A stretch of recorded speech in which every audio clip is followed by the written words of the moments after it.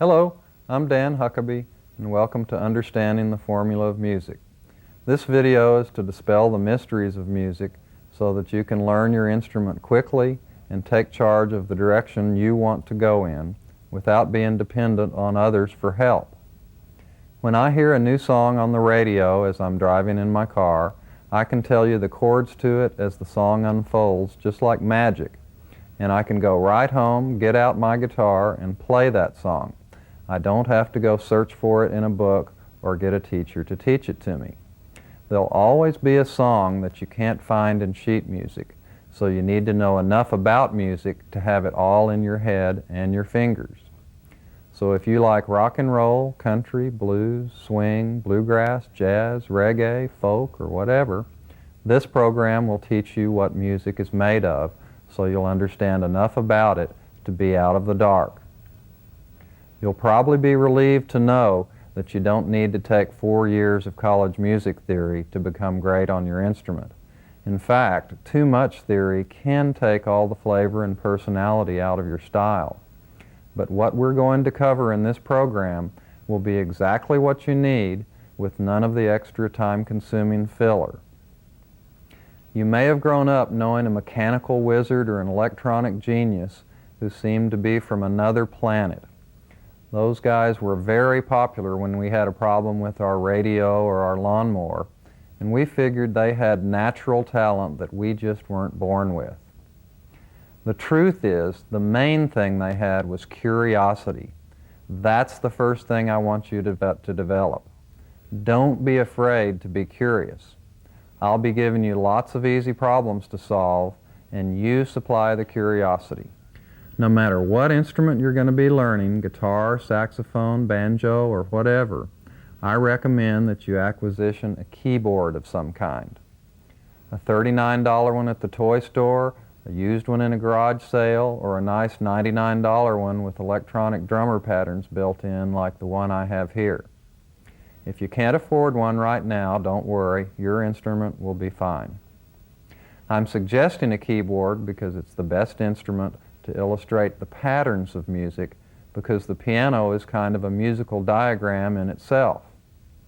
Fretted instruments are nice for another reason, because they show half steps laid out across a grid of frets and strings, just like a spreadsheet or a chart, and I'll be using guitar to illustrate some of the lessons in this program. But no matter what instrument you play, you'll need to know a little about other instruments in order to be a functional part of the team, because trumpets can't play harmony alone, drums don't deal with pitch, and basses only play the lower notes. So if you don't have a secondary instrument, keyboard might be a logical choice.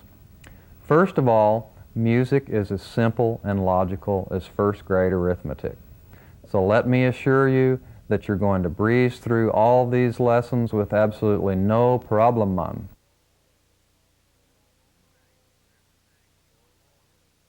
The home base for everything we're going to learn is do, re, mi, fa, sol, la, ti, do. We've all heard do, a deer, a female deer, re, a golden drop of sun, mi, a name I call myself, fa, a long, long way to run. That's just a very clever song that teaches the major scale.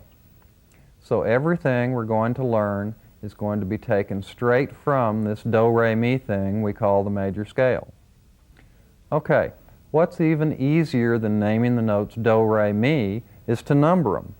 1, 2, 3, 4, 5, 6, 7, 8. They call this the Nashville numbering system, which we'll talk about in detail later. We're playing the scale now in the key of C because C has no sharps or flats to worry about. So this makes C the easiest key. But no matter what key we choose, the scale always sounds like Do, Re, Mi, Fa, Sol, La, Ti, Do, or 1, 2, 3, 4, 5, 6, 7, 8. In the key of C, the alphabetical letter names are C, D, E, F, G, A, B, C.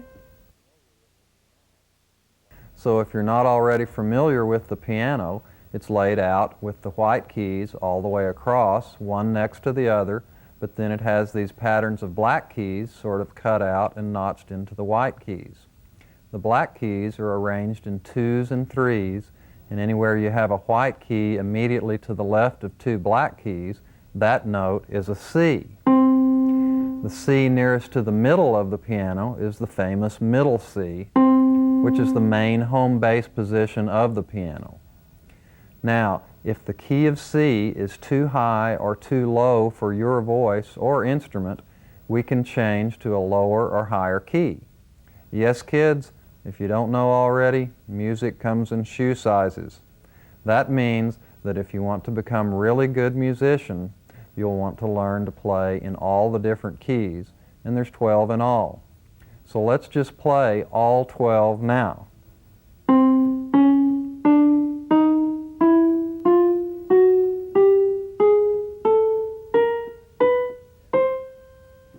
Okay, I just played every note from the beginning of the scale to the end of the scale, all white keys and all black keys, which means I played half steps. Now I'll play every fret of the guitar without skipping a 1.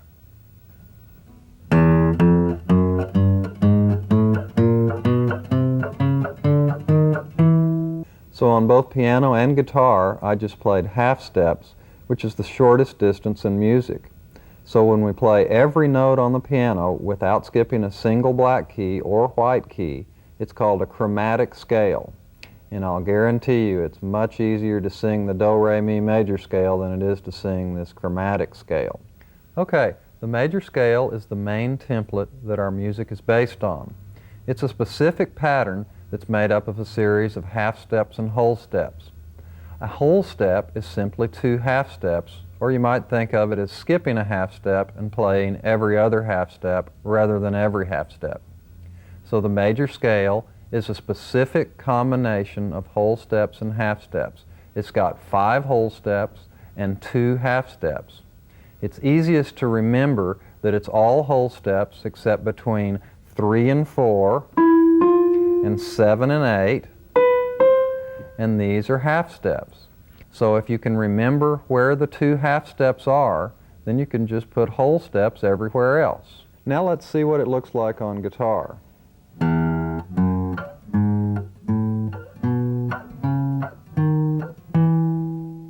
The guitar lets us see how the spaces look because each fret is a half step. So to help memorize the formula, just tell yourself a major scale consists of all whole steps except between 3 and 4 and 7 and 8, and these are half steps. So if you wanted, you could close your eyes and pick any note on the piano or your instrument as your starting note and then just follow the formula. If you make a mistake, and you know you made a mistake because it sounded wrong, that means you have an ear for music.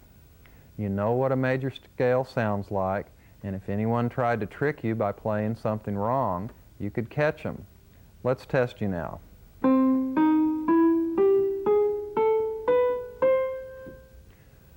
Did that sound like the major scale to you? No, not at all. Did that sound like Do, Re, Mi? Yes. This means that you understand and can recognize the major scale by ear as well as by the formula. So the letters of the alphabet that are used in music are A, B, C, D, E, F, G. That's all. There's no H, I, J, K in music. It just keeps repeating through G over and over, higher and higher, or lower and lower. Anyway, when we start over, it's called an octave. This is low C, and this is high C, and this is both played simultaneously. They don't sound like harmony when they're played together because they're both the same note. This is harmony because it sounds like harmony. It's a C and an E. Now let's play all the C's on the piano.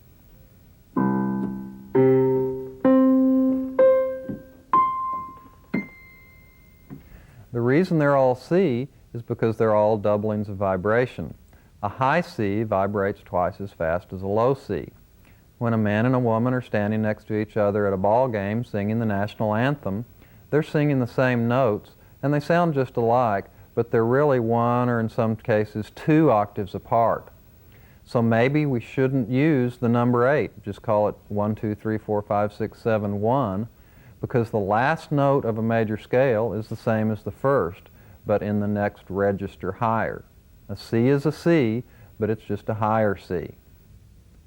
Next, let's try to play the scale in another key. Nothing to be afraid of. You know the formula. Pick a note. How about this one?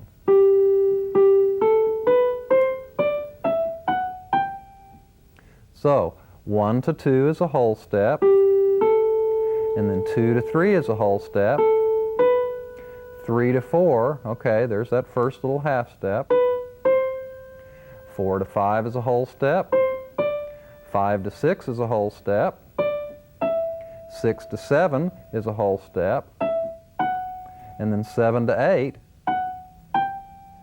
is that last little half step. Okay, we had to use a black key on this one to make the formula come out right. Music is sound. Trust your ear, because you don't have a tin ear even if you think you do. Everyone's ear develops when they listen. Let's try another one. How about starting here?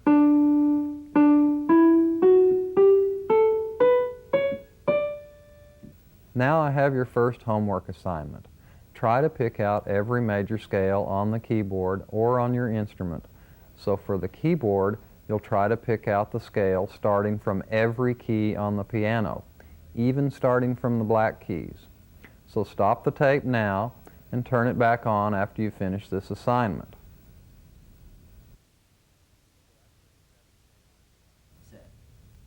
So after you've had a chance to try and make a scale in all the different keys, you realize that you can play the major scale in 12 keys because there are 12 notes on the piano before it starts to repeat. Let's name them in order starting on middle C.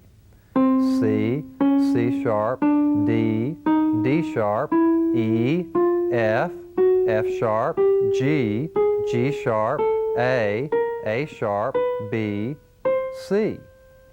Now descending, or going back down. C, B, B flat, A flat, G, G flat, F, E flat, D, D flat, C. The black keys are called sharps when we're going up or flats when we're going down, so there are only 12 notes in music, like everybody said. Pretty easy. So why didn't they just name them 1 through 12 and get rid of all those confusing sharps and flats? The reason is because piano players would have to reach too far. Putting the black keys in between just compresses the keyboard closer together, so when you have 2 rows, your arms don't have to reach as far. Really, the guitar, trumpet, and other instruments don't need sharps and flats to be able to make music. So blame that extra hassle of sharps and flats on the keyboard players. Next topic is chords. And a chord is simply 2 or more notes played simultaneously. The most basic and common of chords is the triad, or 3-note chord, and it's constructed by playing the first, third, and fifth notes of the scale.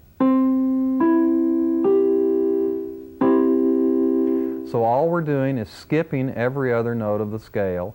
Instead of playing 1, 2, 3, 4, 5, we're just leaving out 2 and 4 and playing 1, 3, and 5. When we play them together, it's called a chord, and when we play them one at a time, it's called an arpeggio. Now I'm going to play a triad that starts on the second note of the scale. Okay, easy enough. So let's form a triad from every note of the scale.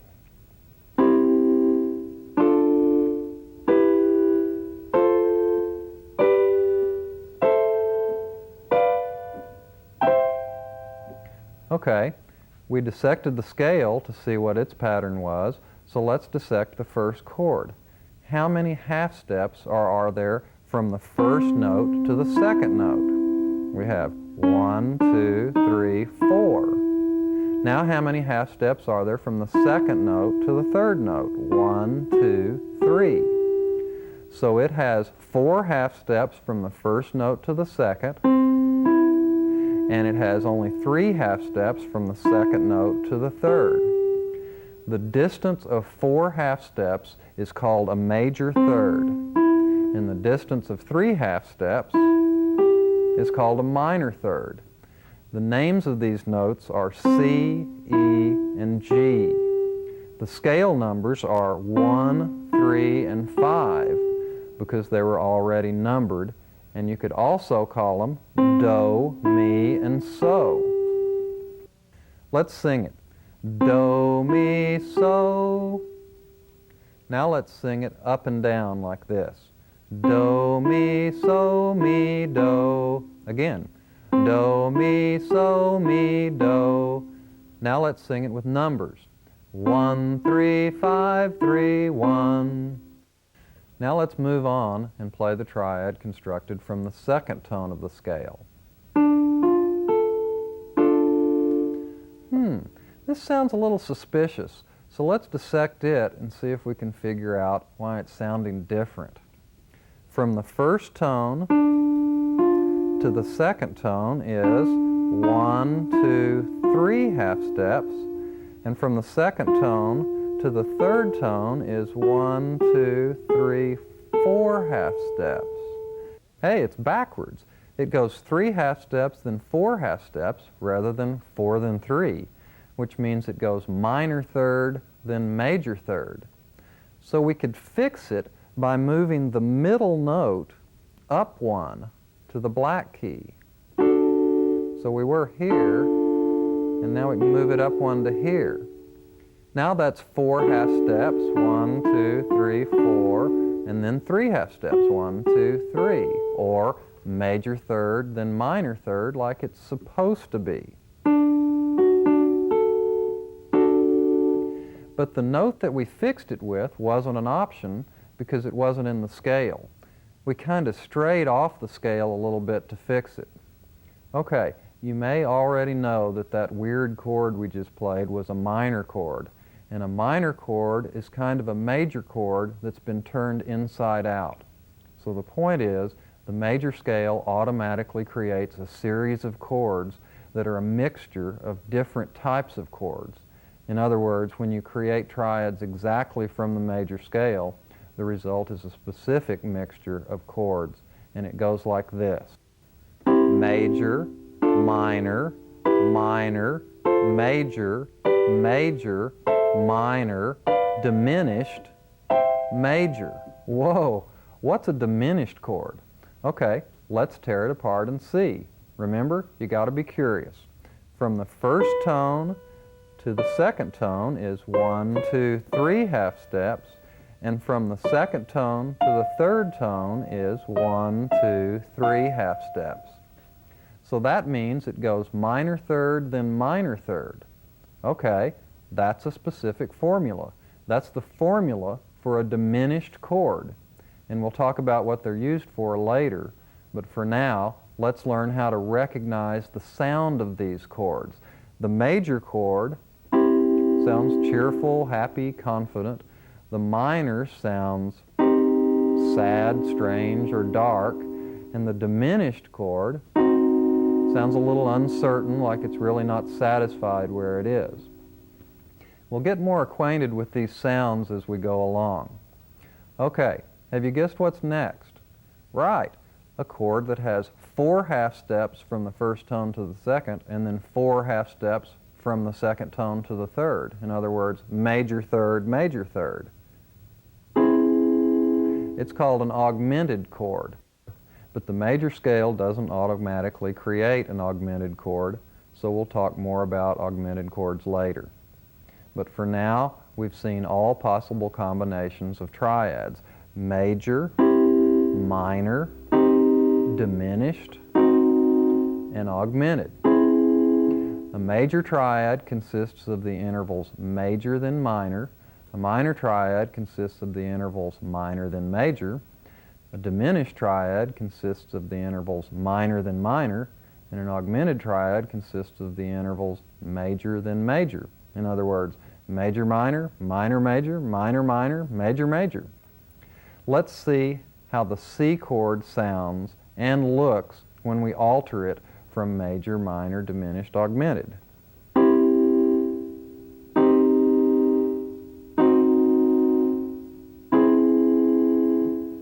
Okay, now back to the chords that we built off of the major scale. Remember what we said earlier. Everything we do in music will be built from the major scale. The 1 chord is major. The 2 chord is minor. The 3 chord is minor. The 4 chord is major. The 5 chord is major. The 6 chord is minor. 7 chord diminished.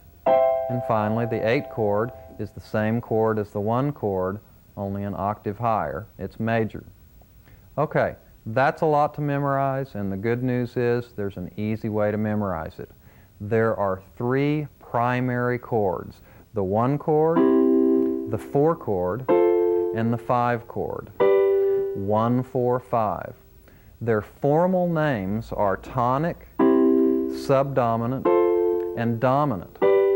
1 is called tonic, 4 is called subdominant, and 5 is called dominant.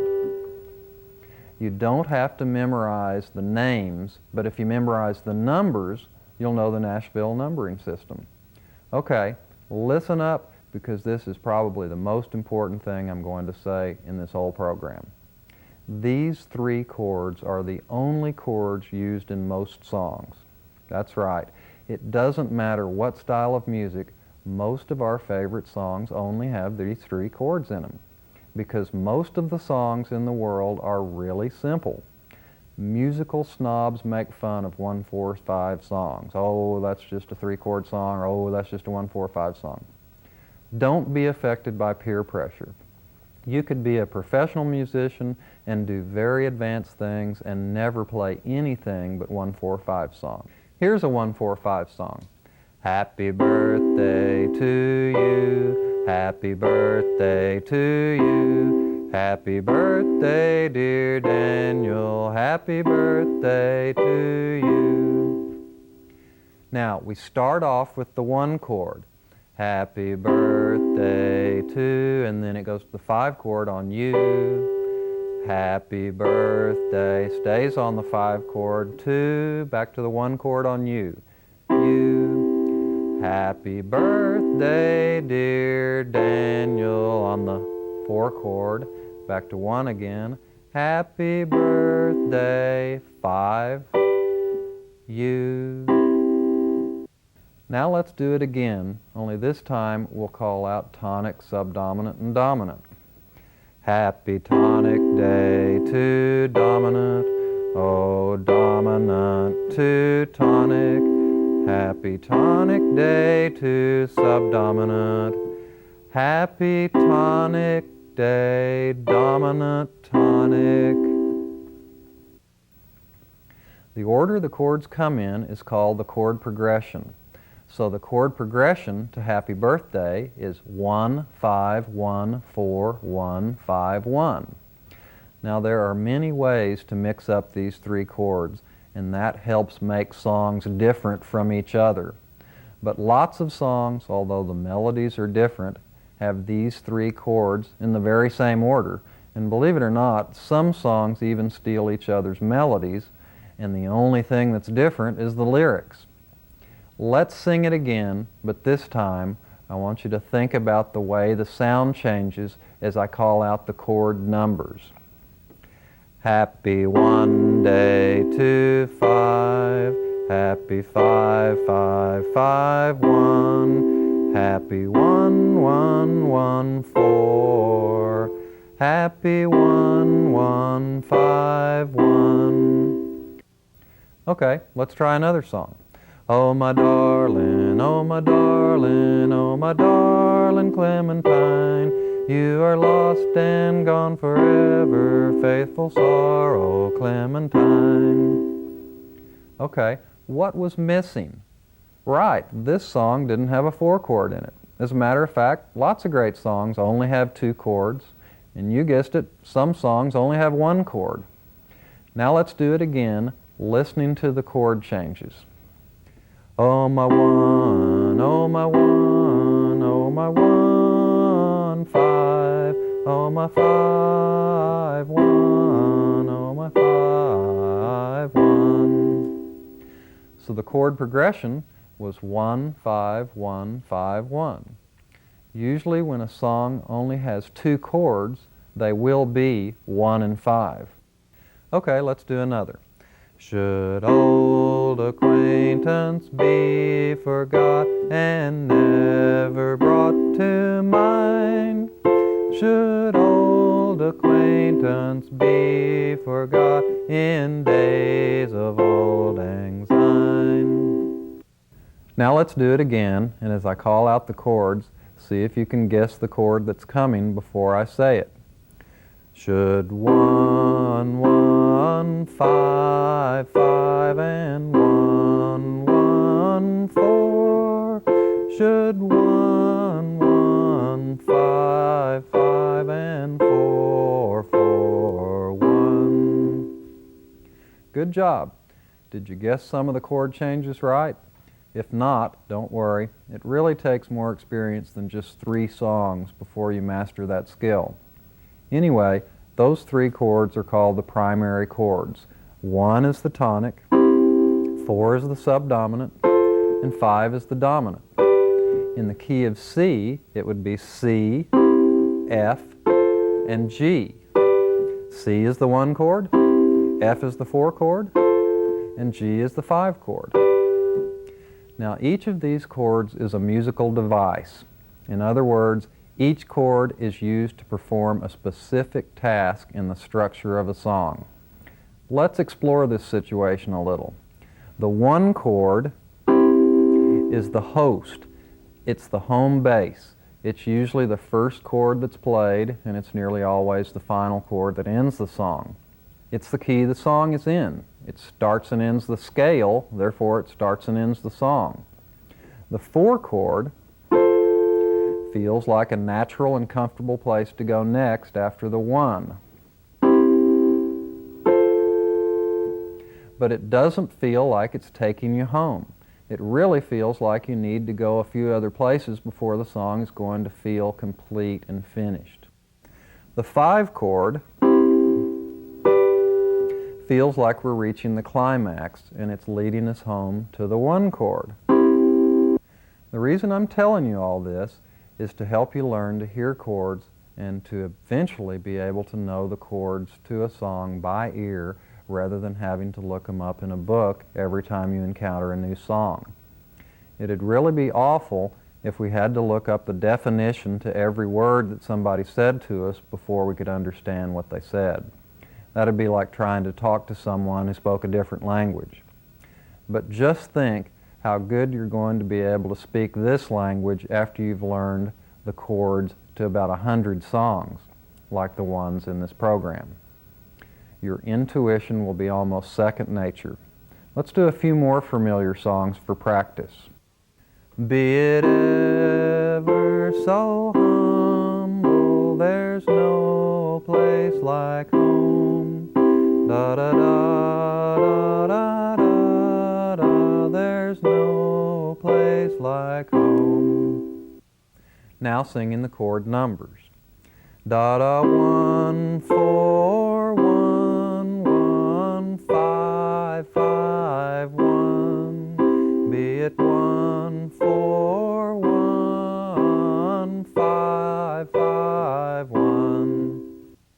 Now you're getting the feel for this. All songs, even your favorites, have these chords in them. She'll be coming round the mountain when she comes. She'll be coming round the mountain when she comes. She'll be coming round the mountain, she'll be coming round the mountain, she'll be coming round the mountain when she comes. Now let's call out the chord numbers.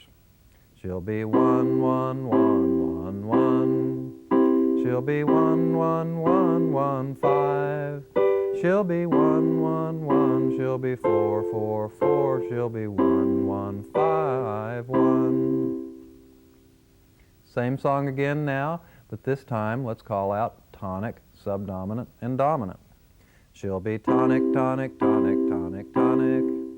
She'll be tonic, dominant.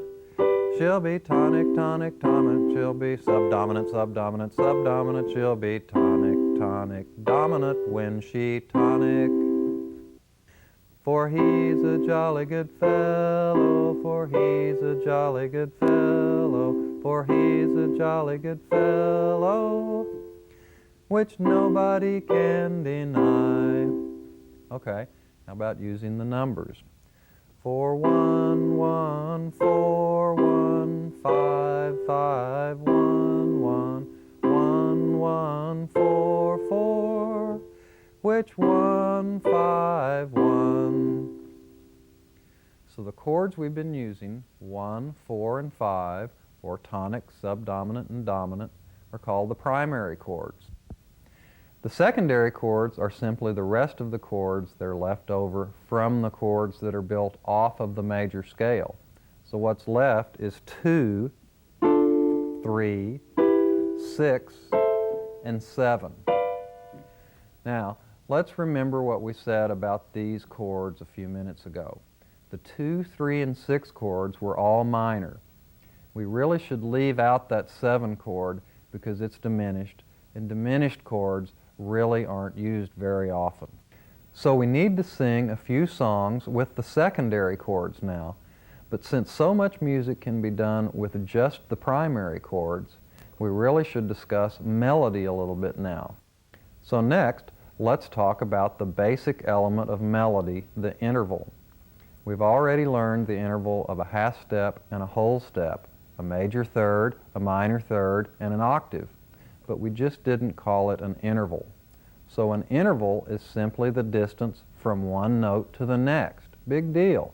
But it's important to learn to recognize the sound of each interval. Okay, let's test your ear. Which one of these two notes is higher than the other? If you're not sure, don't worry. You don't have a tin ear. That's what this program is for, to develop your ear. What sounds higher? Right. So you can distinguish pitch. It just gets a little harder to judge when the pitches get closer together. Now, we've already learned the interval called the octave, from here to here. Could you recognize that sound if you heard it in a song? Could you sing an octave for me right now if I asked you to do it in front of a whole bunch of people? Well, probably not. So, what we're going to do is use a familiar song to help us remember the sound of each interval. The octave sounded like this. Somewhere over the rainbow, somewhere, C to C. Take me out to the ball game, take me, ha, octave. Now it's easy. You won't be embarrassed when called on to demonstrate an octave, because you can sing one of these songs in your head to help you remember what an octave sounds like. Next, let's learn to recognize the major third by thinking of the tune On Top of Old Smoky. On top of Old Smoky. I personally prefer to sing the major triad to help me remember this interval. 1, 3, 5, 3, 1, 1, 3.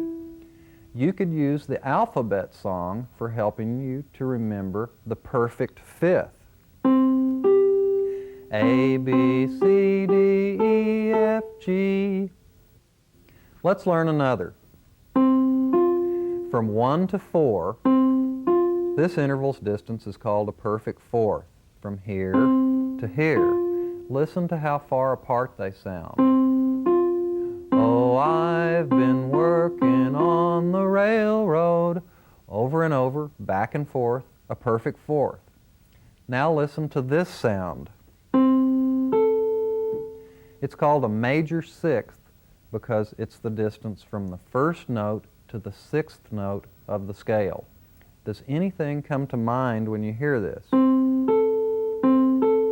How about NBC? That's the old NBC TV jingle. 1 to 6. So to get familiar with a major sixth interval, just think of NBC. From 1 to 7, I think of Somewhere Over the Rainbow again. Somewhere, oh, oh. That's the major seventh. Now the only interval that's left in the major scale is from 1 to 2. So for that, we could use Are you sleeping, Brother John? I prefer to sing the major scale myself.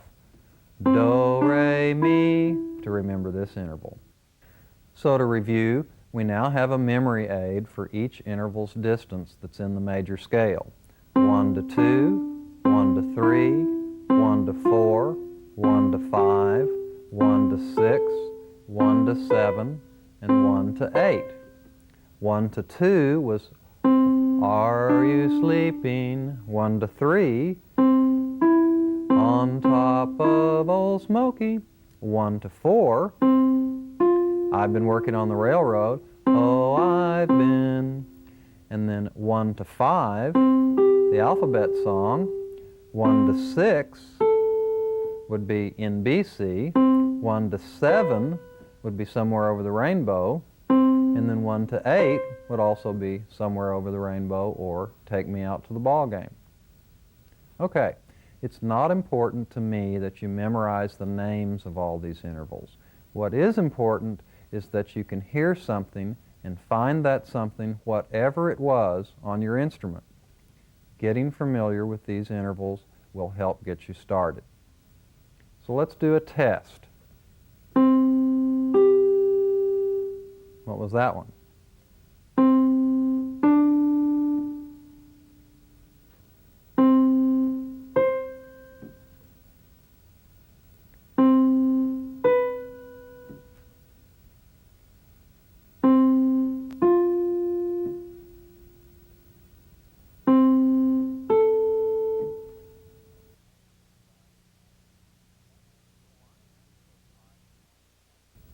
So why is music divided this way?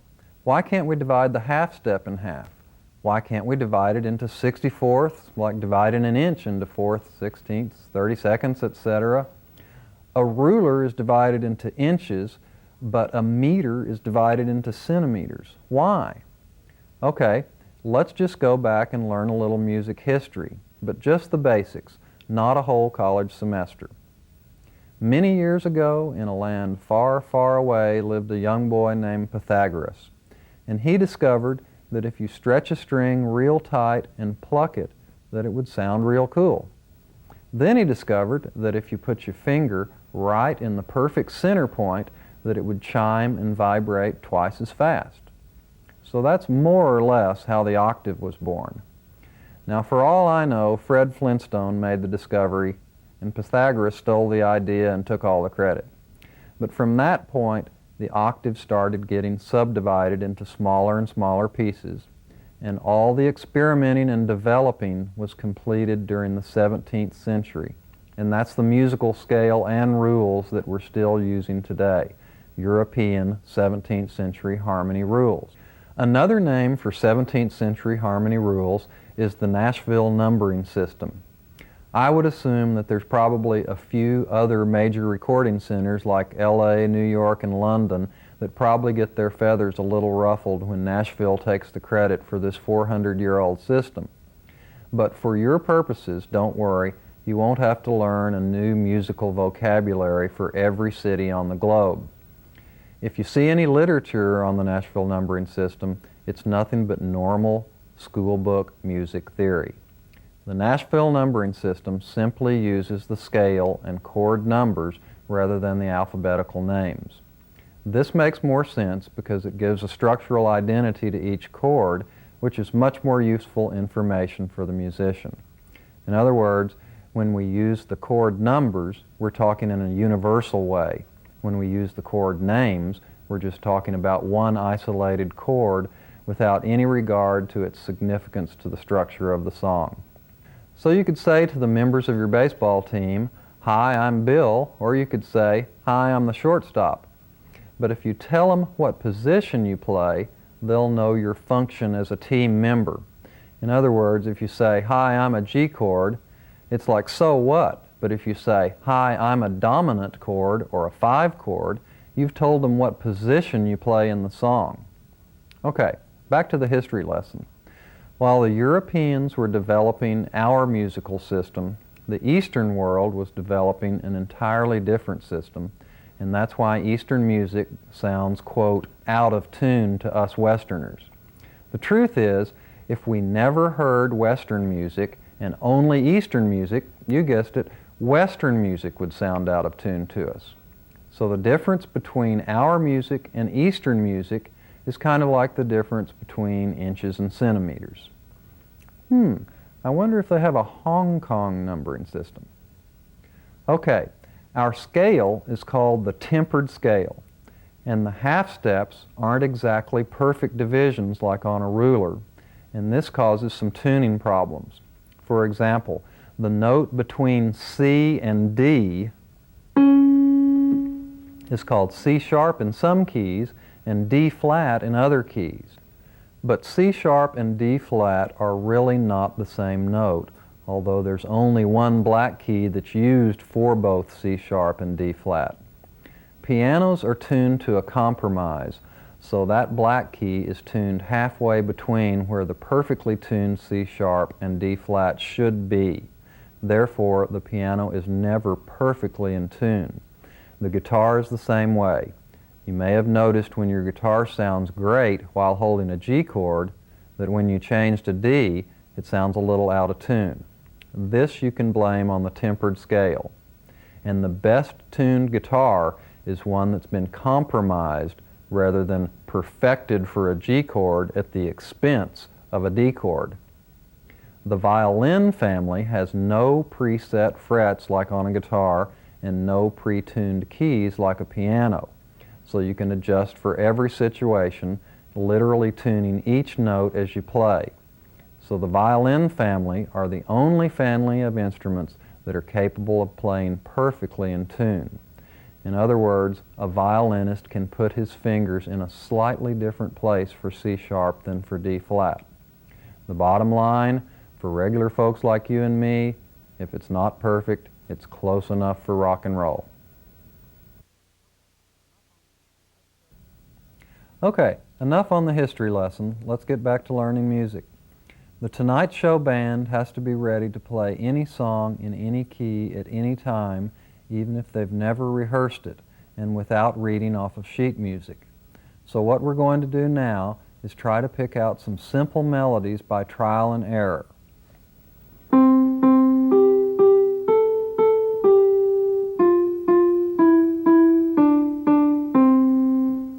Okay, now stop the tape and try to search for this melody on your instrument.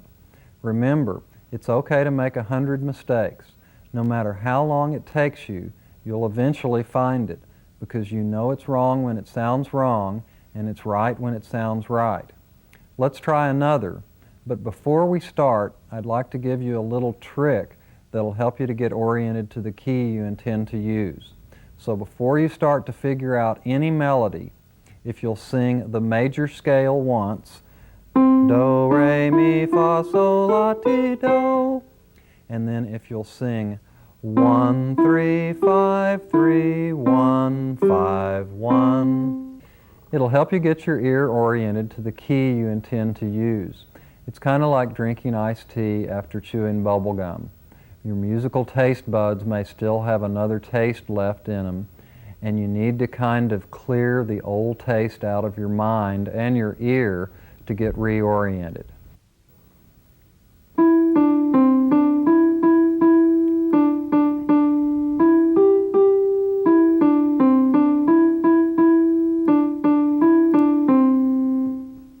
Okay, stop the tape and search for this melody.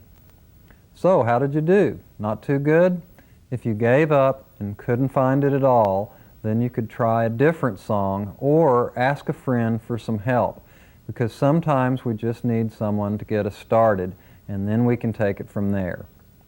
If you got it, but it took you a while, that's normal. You'll get faster as you build more experiences. But it really takes lots of tunes and lots of hours of practice.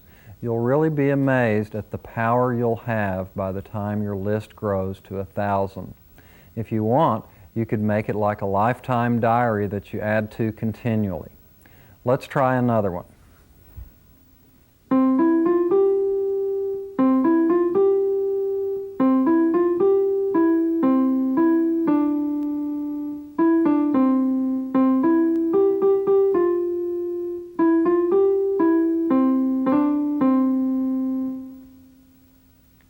Take as much time and go as slowly as you need.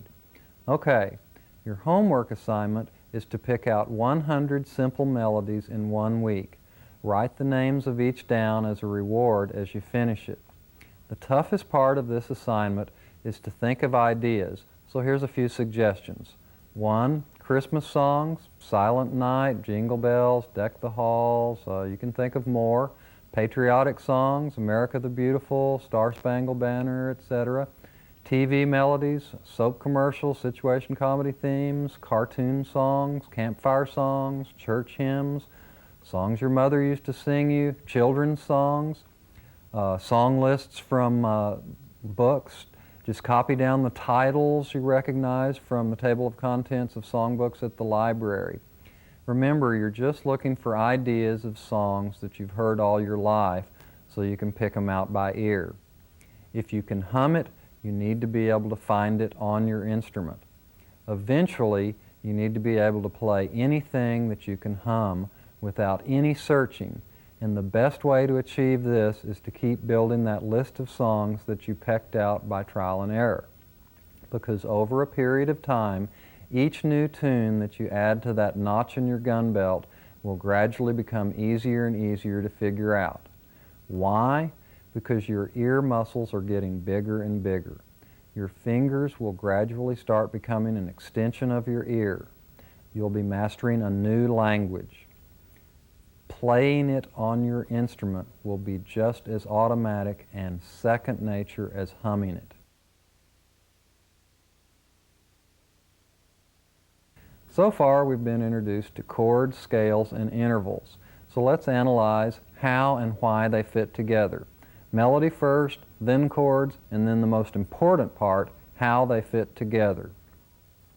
On top of Old Smoky, all covered with snow, da da da da da da da da da da. Now watch the melody as I play it, and learn to play it yourself by stopping the tape and practicing.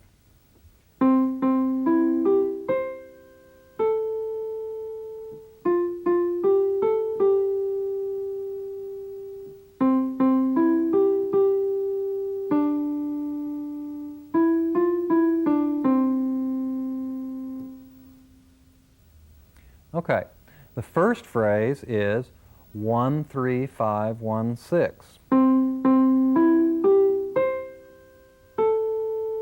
1 to 3 is a major third interval. 3 to 5 is a minor third interval. And then 5 to the high 1 is a perfect fourth, like in I've Been Working on the Railroad. Then high 1 down to 6 is a minor third. So we've done nothing more than play the C arpeggio followed by the sixth tone of the scale. Next phrase. These intervals are simply whole steps marching one by one up the scale. Now let's sing these first two phrases together using the Nashville numbering system.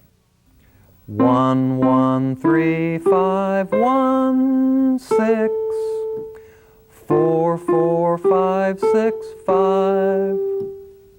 Now try to sing these with me using do, re, mi. Do, do, mi, so, do, la. Fa, fa, sol, la, so. Now singing the names of the notes. C, C, E, G, C, A, F, F, G, A, G. Now let's move on to the next phrase.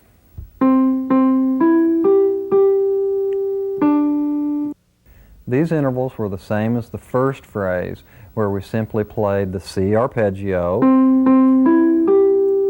and then the second note of the scale, which is D. So how far is it from that G down to D? If you guessed a perfect fourth, you were right. It's the same as I've been working on the railroad. So let's sing this in numbers. 1, 1, 3, 5, 5, 2. Now in do, re, mi. Do, do, mi, so, so, re. Now in letter names. C, C, E, G, G, D. And now let's do the final phrase.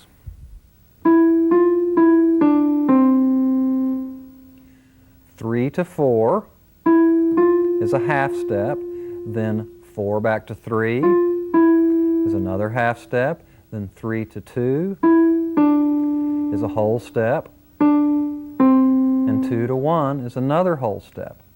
Now let's sing these in numbers. 3, 4, 3, 2, 1. Now in do, re, mi. Mi, fa, mi, re, do. And last, let's try the letter names. E, F, E, D, C. Okay, now we know the spacing of these notes and where they fall in the scale, phrase by phrase. Now let's analyze the chords. On top of Old Smoky, all covered with snow, da da da da da da da da da da da. Now let's call out the formal names. On tonic, tonic, tonic, subdominant, subdominant, tonic, tonic, tonic, tonic, tonic, dominant, and dominant tonic. Okay, now let's call out the letter names. C, C, C, C, F, F, F, F, F, F, C. C, C, C, C, G, G, G, G, G, G, C. Okay, now let's name the notes in each of these chords before we start putting chords and notes together. In C, we have a C, E, and a G. In the F chord, we have F, A, and C. And in the G chord, we have G, B, and D. Can you see the notes that are common to each chord?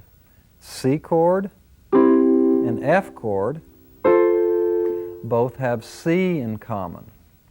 The C chord and the G chord both have G in common. And F and G have nothing in common.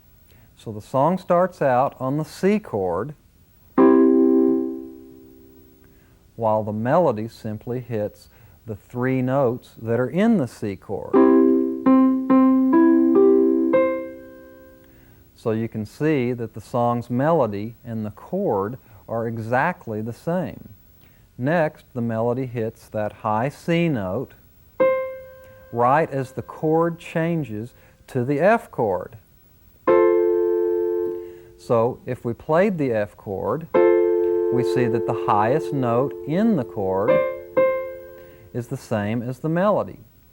Also notice that the high C is common to the F chord and the C chord.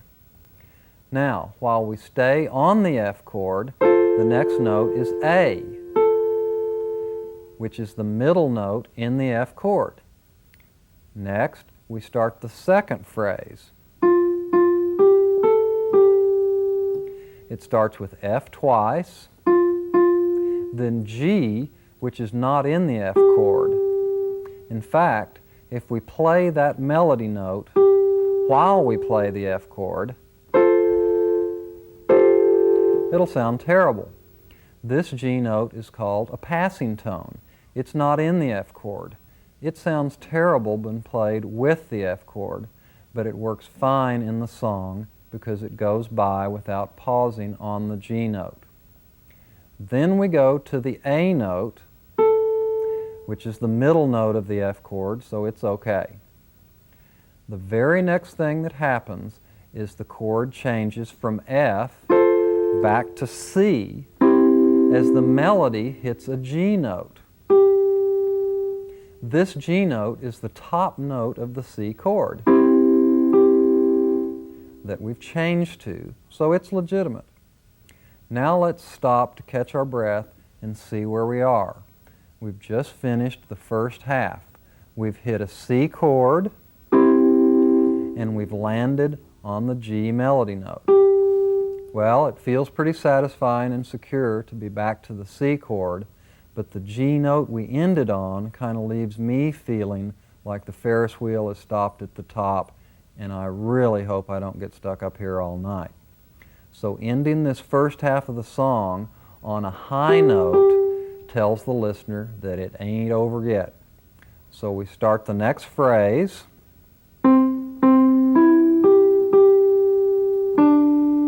On I lost my true lover. This is the classic case of restating the same notes that the song started out with, which was 1, 1, 3, 5, 5, 2. This was the C arpeggio, followed by a chord change to the 5 chord. So the melody stated the first G note while still on the C chord, and the second G note defines the first beat of the G chord. So the next note is D, which is in the G chord, because a G chord is G, B, and D. Okay, the final phrase is what is sometimes considered the trickiest part of any song. The scholars call it the cadence, and the regular folks call it the turnaround. There are lots of interesting stock turnarounds that can be substituted for variety's sake and spice, and there are lots of formal rules to this curious little corner in a song. Let's see how the chords relate to the melody. We play.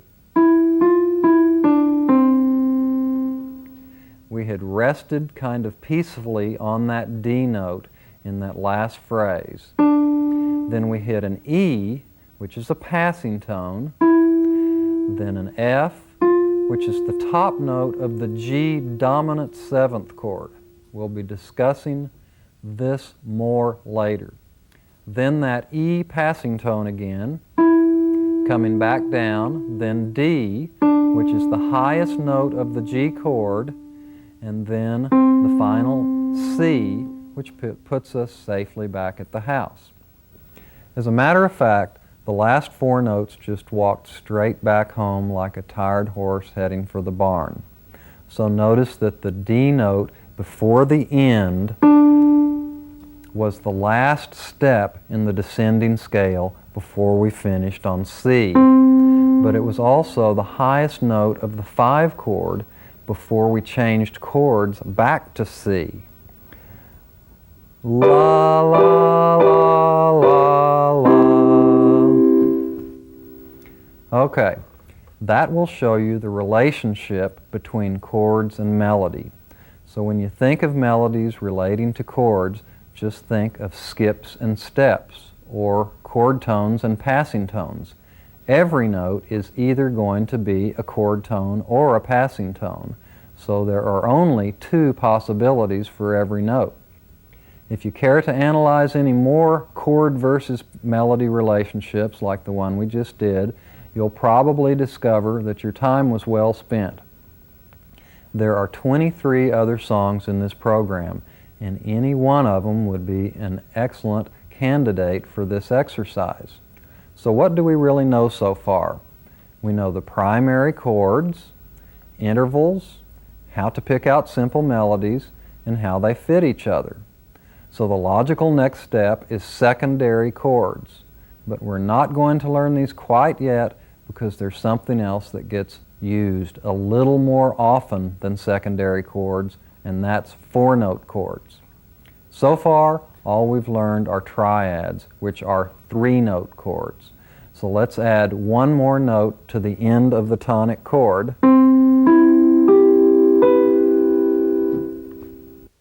Actually, you can add up to a total of 7 notes and even beyond for some real advanced stuff, and we'll talk about that later. But for now, we've added a fourth note to this chord, so we've extended the C major chord to a C major 7th. It got its name by the additional note that was played, because this new note is the 7th note in the C major scale. We had 1, 3, and 5, and now we have 1, 3, 5, and 7. Now if we wanted, we could make a 4-note chord out of every degree of the major scale.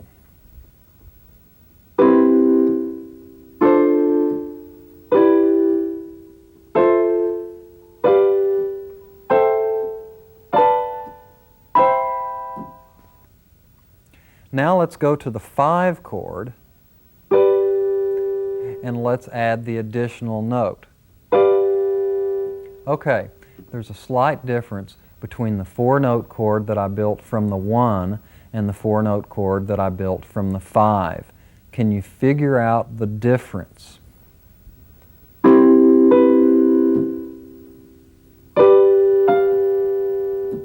Right. The additional note in the C chord is a half step farther from the note next to it. I'll show you. Here's the C chord. Here's its additional note. And it's 1, 2, 3, 4 notes away. Then here's the G chord. Here's its additional note. And it's 1, 2, 3 notes away.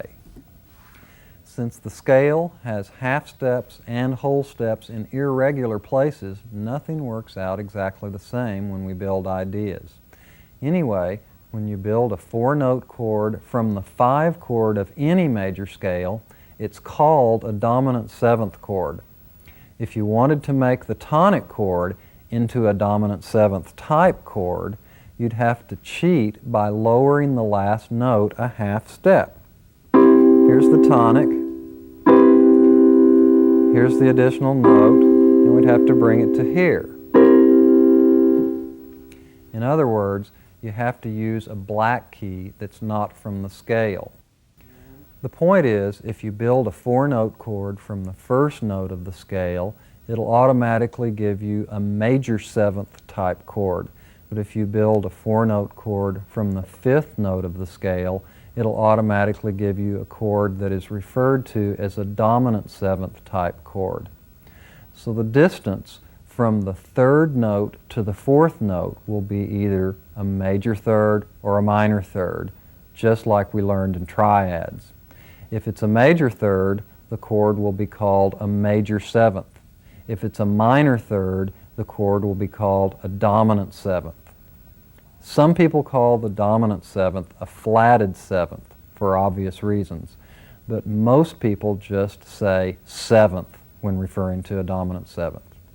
Now let's clear up one final thing that's sometimes confusing. A 7 chord is a chord that's built from the 7th degree of the major scale. Remember, it was diminished. 6, 7. But a 7th chord, S-E-V-E-N-T-H, is a chord that has a total of 4 notes in it rather than 3 notes. One name refers to the chord's position on the scale, while the other refers to a chord that has an extra note in it. Anyway, we've already learned that a 7 chord is rarely used, but a 7th chord is used all the time. Now, what are 7th chords used for, and why are they used so commonly? Okay, first of all, you need to understand that the dominant 7th is used much more often than the major 7th. But to help your ear to tell them apart, you can think of the major 7th as the chord that's used in mushy love songs, and the dominant 7th is the bluesy sounding 7th. The dominant 7th is the 4th most commonly used chord in all of music. The 1 chord is first, the 4 chord is next, and the 5 chord is next, and then the 7th chord is next. It's an ornament that adds a little spice, but more importantly, it's a device that tells you where the song is going next, which means its functional purpose is stronger than its ornamental purpose. Anytime you hear the tonic chord suddenly grow that additional note,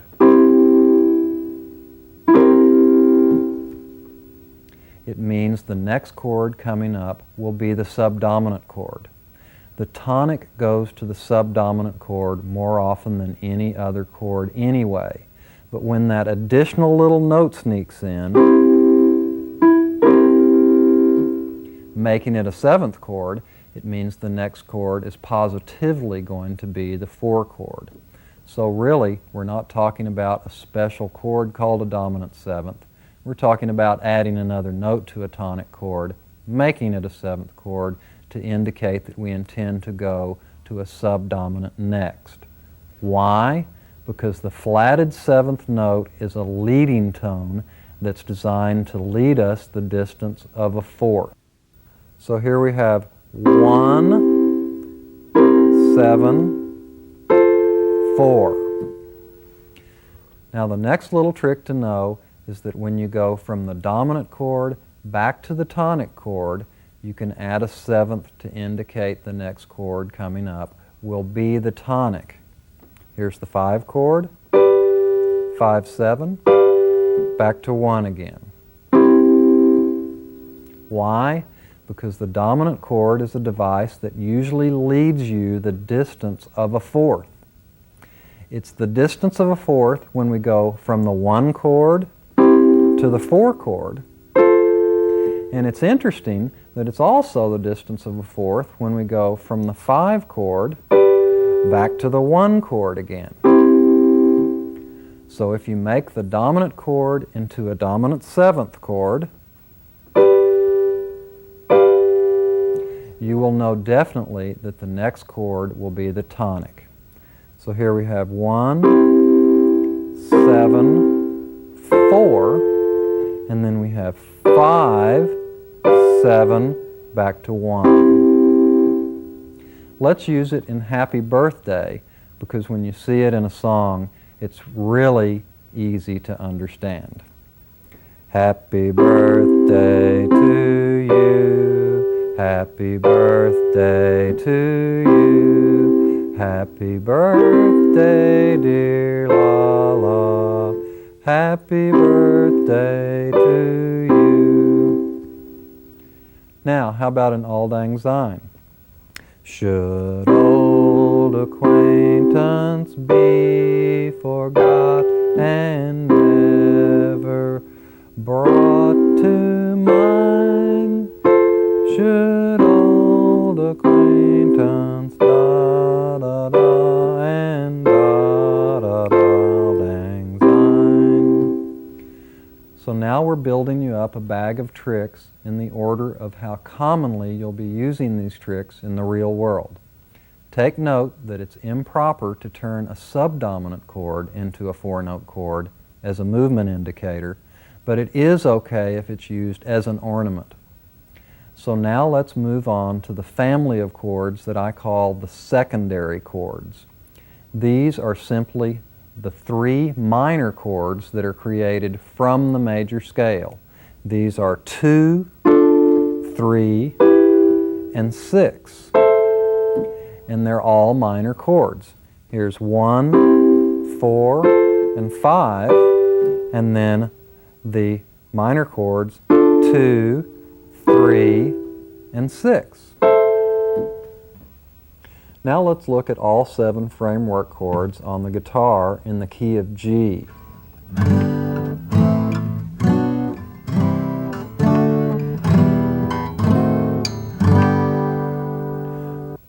What I just played was 1, 2, 3, 4, 5, 6, 7, 8 as their proper chords in the key of G, but something didn't sound really familiar, like you've heard some songs that sound a little like what I just played. Sure, most songs are really very logical and follow the rules straight up the scale. Now let's call out the numbers as I play. 1, 2, 3, 4, 5, 6, 7, 8. Now let's look at something else that's very interesting. Here's a D7th chord, and now I'm going to substitute it for that diminished chord I just played. 1, 2, 3, 4, 5, 6, 7, 8. Wow, let's look at how similar they are. Here's the diminished, and here's the 7th. B diminished, and D7th. So the point is that one of the most common uses of the diminished chord is to act as a substitute sometimes for a dominant chord. In other words, the chord that's created from the 7th note in the scale doesn't really have a life or a purpose of its own like the others do.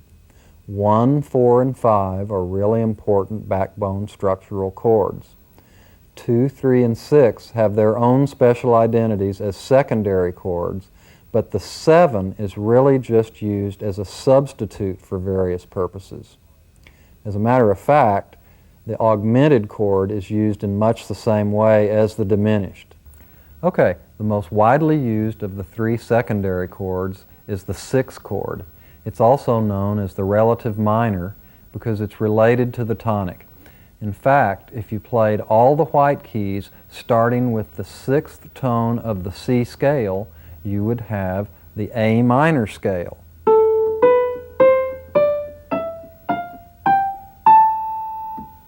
Okay, the most widely used of the 3 secondary chords is the 6th chord. It's also known as the relative minor because it's related to the tonic. In fact, if you played all the white keys starting with the 6th tone of the C scale, you would have the A minor scale.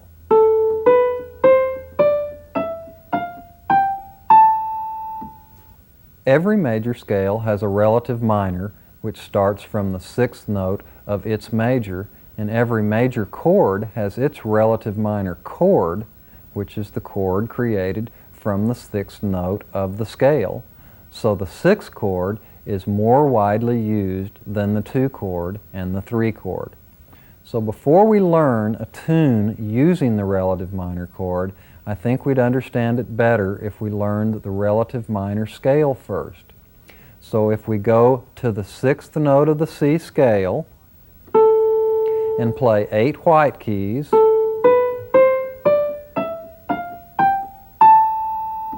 we have the relative minor scale to the scale of C major.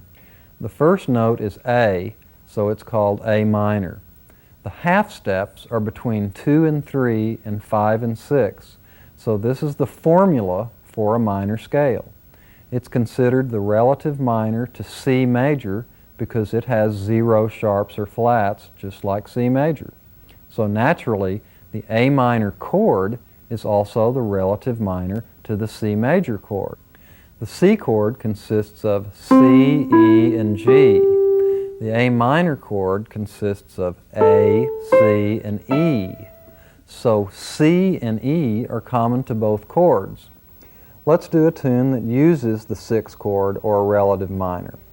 When I want you in in my arms and I want you. Da da da da. Now calling out the chord changes. 1, 6, 4, 5, 1, 6, 4, 5. Let's try another. Duke, Duke, Duke, Duke of Earl, Duke, Duke, Duke of Earl, Duke, da da da. Okay, one obvious thing about those two songs is that they were both from the 50s. As a matter of fact, that 1, 6, 4, 5 chord progression was used on lots of pop songs during that time period and is one of the most identifying style characteristics from the 50s. Now let's do one with the 3 minor chord in it. Puff the magic dragon lived by the sea and frolicked in the autumn mist. Now calling out the chords. 1, 3, 4, 1, and 4, 1, 4, 5, 1. Okay, here's one you may recognize that has the 6th and the 3 chords both. You think you lost your love? Well, I saw her yesterday. It's you she's thinking of. Da da da da da da da da. Now let's sing the chords together. 1, 1, 6, 3, 5. 1, 1, 6, 3, 3, 5. Okay, here's one that uses the 2 chord. Ooh, ride me high. Tomorrow's the day my bride's gonna come. Oh Lord, are we gonna fly down in the easy chair? And with numbers, 1, 1, 2, 2, 4, 4, 1, 1, 1, 1, 2, 2, 4, 4, 1.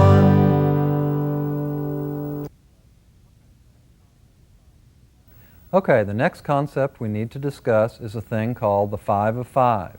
The reason it's next is because it's probably used as much and possibly even more than the 3 minor chords. Let's do a tune that uses this device. Jingle bells, jingle all the way. Oh, what fun it is to ride in a one-horse open sleigh. Now let's sing the chords. 1, 1, 1, 1, 1, 4, 1, 4, 4, 1, 1, major 2, 5. Okay.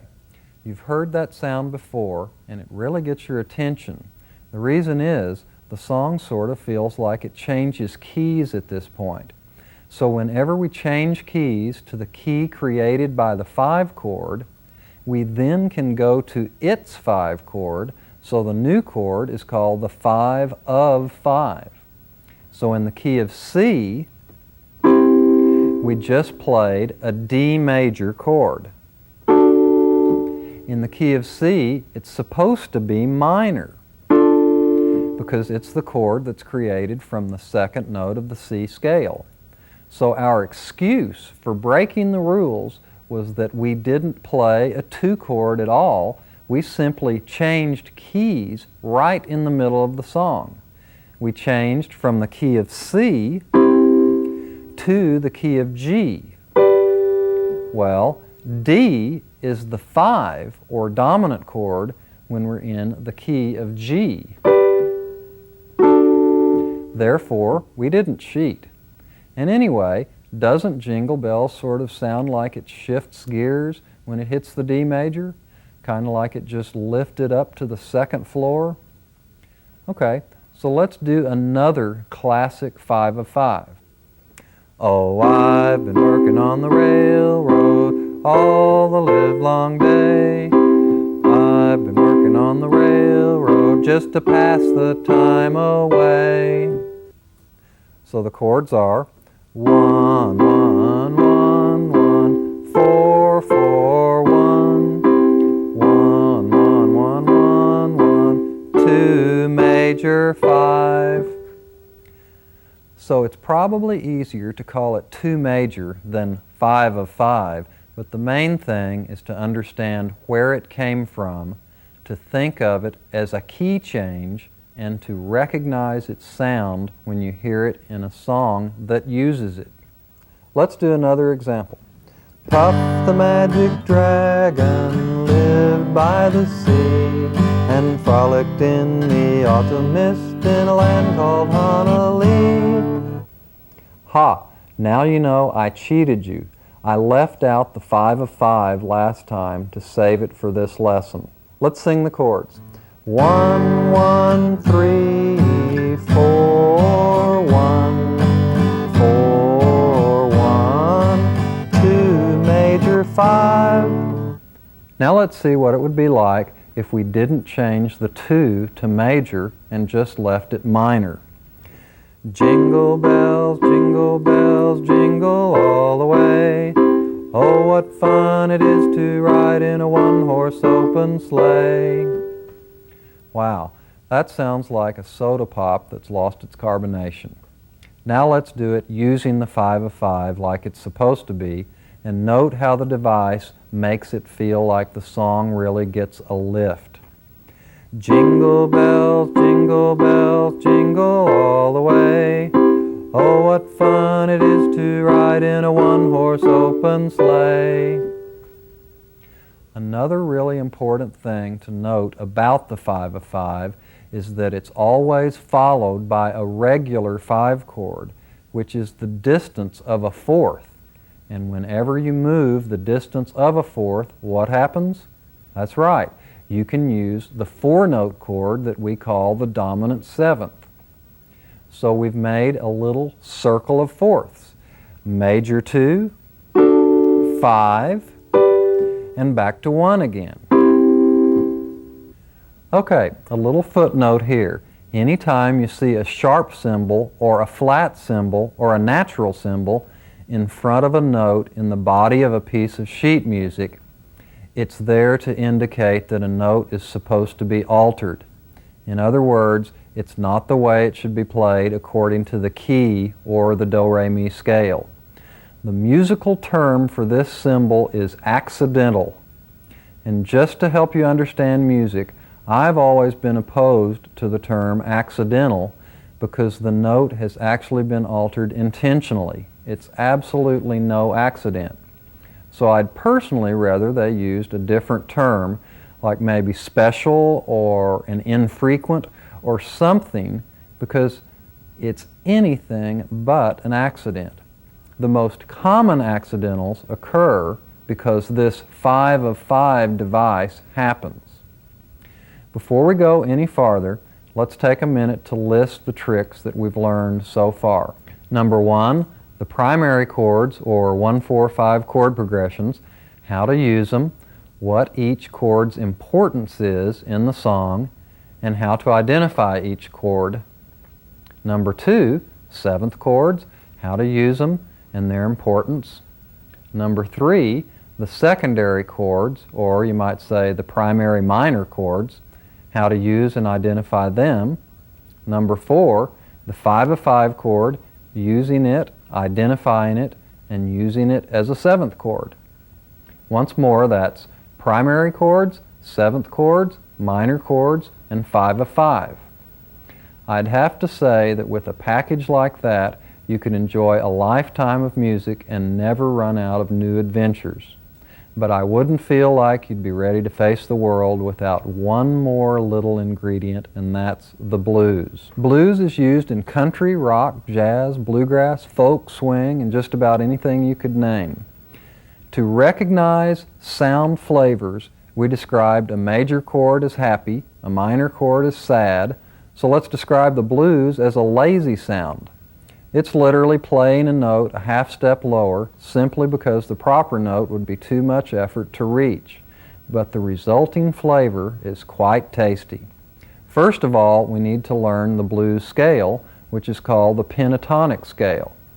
It's different than the major and minor scales in that it only has 5 notes, and it sounds like this.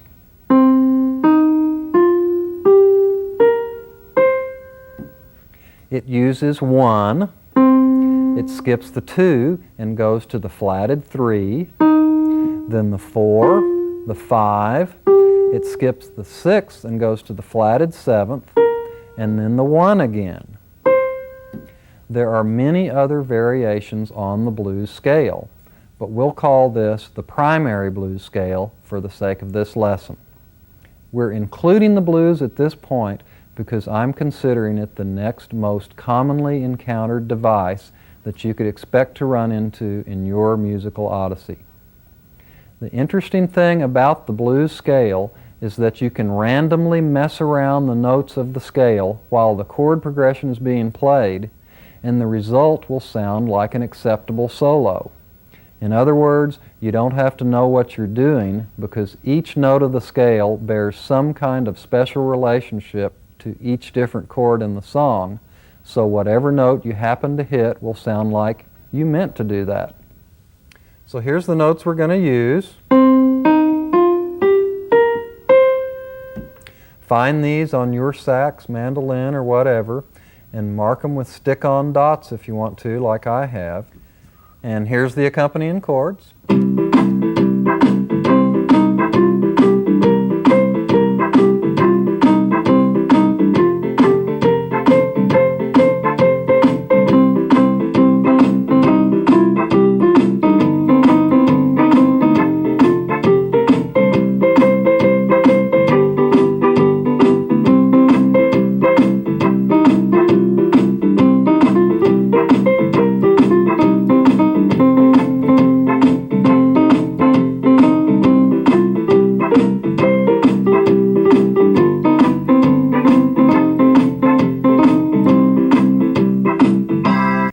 You could get so carried away that you might forget to stop like I almost did.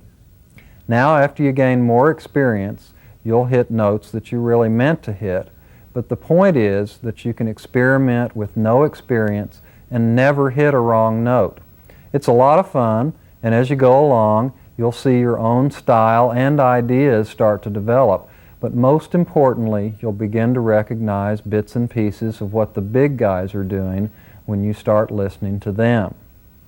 So when you encounter any song that has a bluesy feeling to it, be advised that you can encounter some notes that aren't always directly from the major scale, and in many cases they're notes that have been lowered or flatted to create a specific mood or flavor.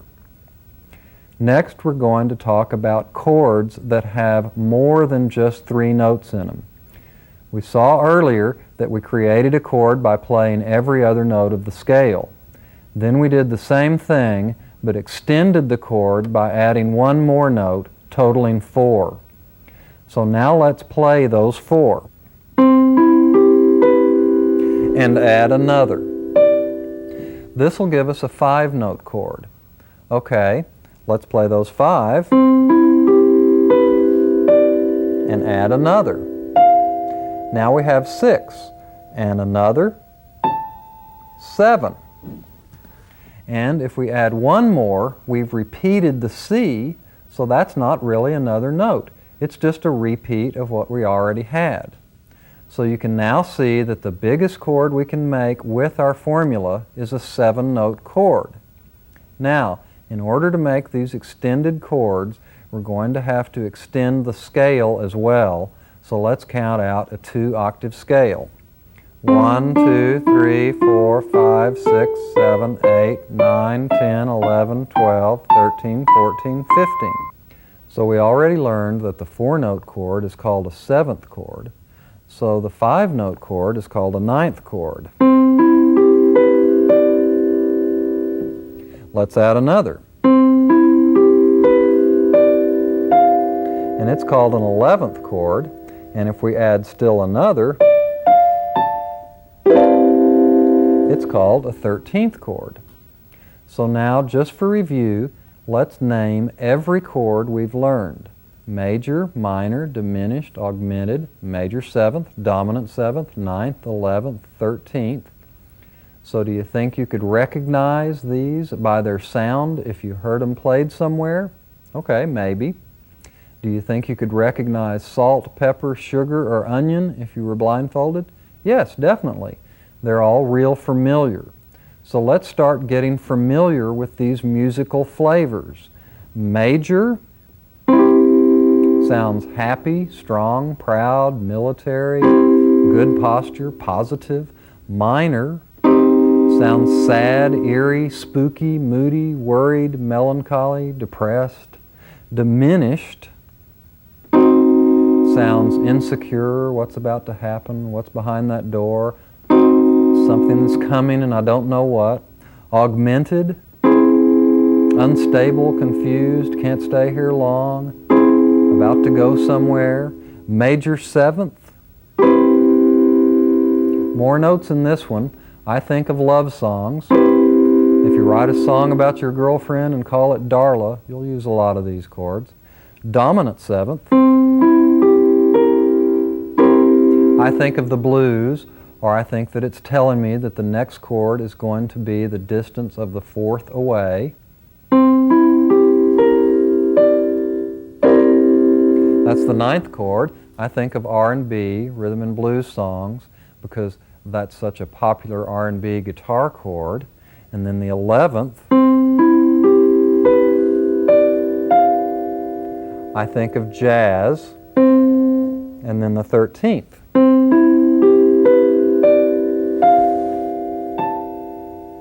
I think of jazz. You really don't see it much in folk, rock, country, or bluegrass. So what we've just talked about here is the flavor of a chord, and all these chords were C. We've just flavored the C with different spices. So there's really two different dimensions that chords have. Number one is the chord's relationship to the scale, whether it's built from the first tone of the scale, the fourth tone of the scale, the fifth tone of the scale, or any other tone of the scale. Number two is what spices you've flavored it with, no matter which position it had in the song. So let's think of this like a chart with flavorings going across and positioning going up and down. So if you'd like to have a little project, you could create your own chart to help you understand the distinction between flavorings and positionings of chords. Next, I'd like to talk about three little miscellaneous incidentals that you need to be aware of. First is the suspended fourth. It's a common little spice that sounds really great.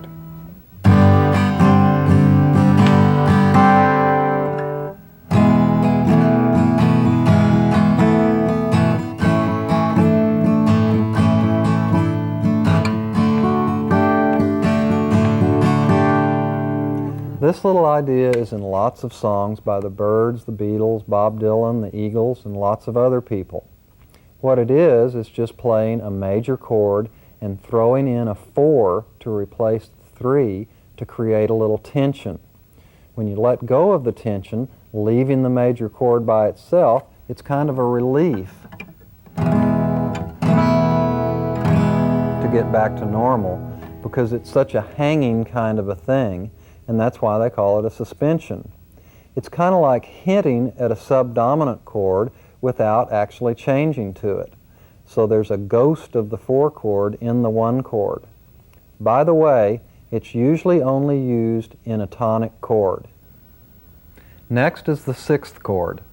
The reason I haven't already taught this chord is because you don't create it by skipping a scale step like you do when you create all the other chords. So I chose to introduce it with the suspended 4th. The 6th chord is a 4-note chord that's created by adding the 6th degree of the scale. So there's 1, 3, 5, and 6. It's used a lot in swing music like Chattanooga Choo Choo, Boogie Woogie Bugle Boy, Andrew's Sister stuff like Mr. Sandman. It's the vocal harmony that ends She Loves You, Yeah, Yeah, Yeah by the Beatles. In a sense, it's more like a suspension than a legitimate chord, since it's not a continuation of playing every other note like triads, 7ths, 9ths, 11ths, and 13ths. The suspended 4th sounds a little more dissonant and creates a little more tension than the major 6th, and that's a good way to distinguish them from each other when you're trying to identify them in a song. Let's listen. There's major, suspension, major again, and the sixth chord. Major, suspended, major, and sixth. As you can see, the suspension is kind of uncomfortable while the sixth is kind of smooth. The other little miscellaneous incidental item is passing tones, notes that are moving while the main chord is still. It's kind of the musical equivalent of passing slow cars on the freeway. This device can be done on guitar, piano, or one instrument in a band can move while the others stay on the same chord. If you stopped in the middle of this activity, it could sound really bad, but it's the fact that it moves on through that allows the tension to be created and then relieved after it passed by.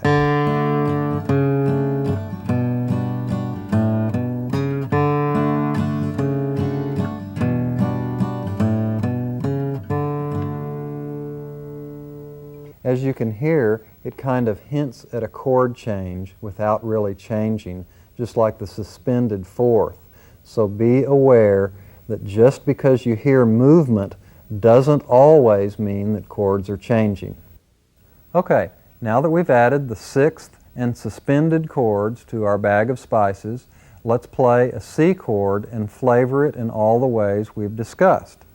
So here's C major, C minor, C diminished, C augmented, and we'll go back to the C major and then create the C suspended, go back to C major, and then create the C sixth, then C dominant seventh, and then C major seventh, and then C ninth, then C 11th, and then C 13th.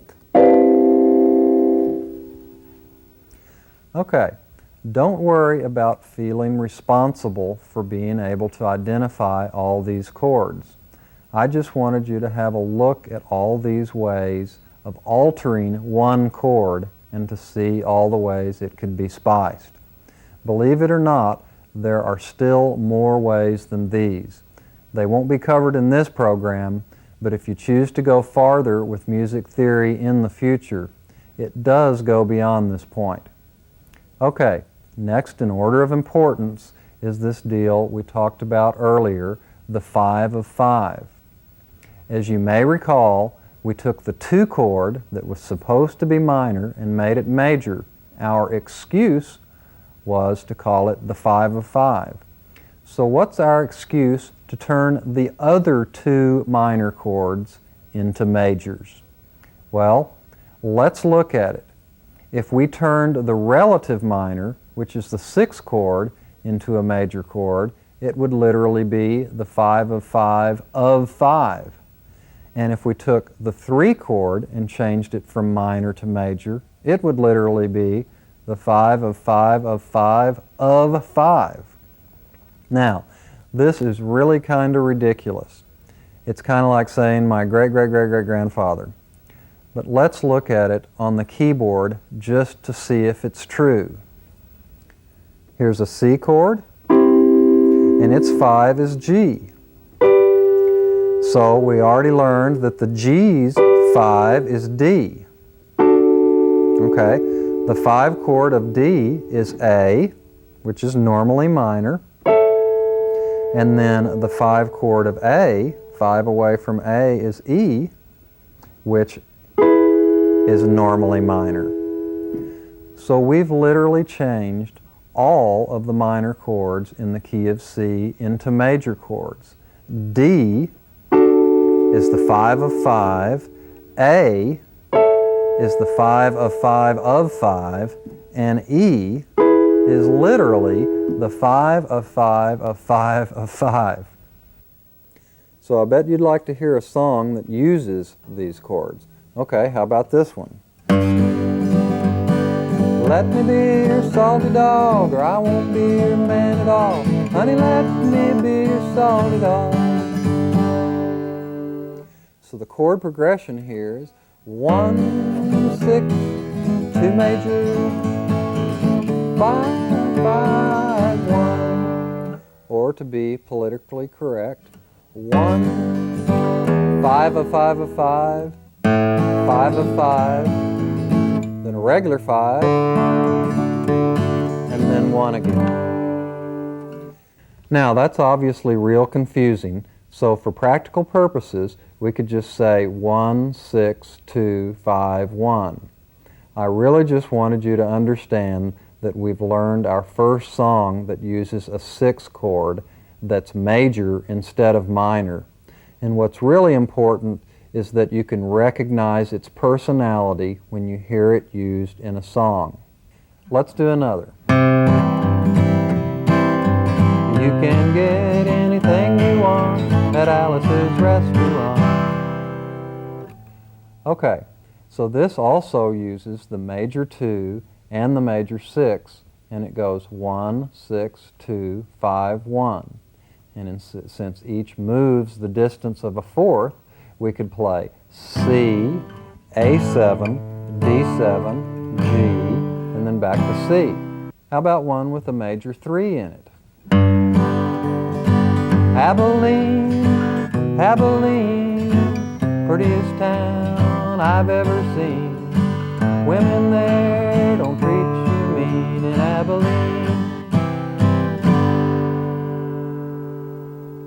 So after doing this one, you can kind of get a feel for what each of these sound like, and you'll be a little more prepared if they get thrown at you down the road somewhere.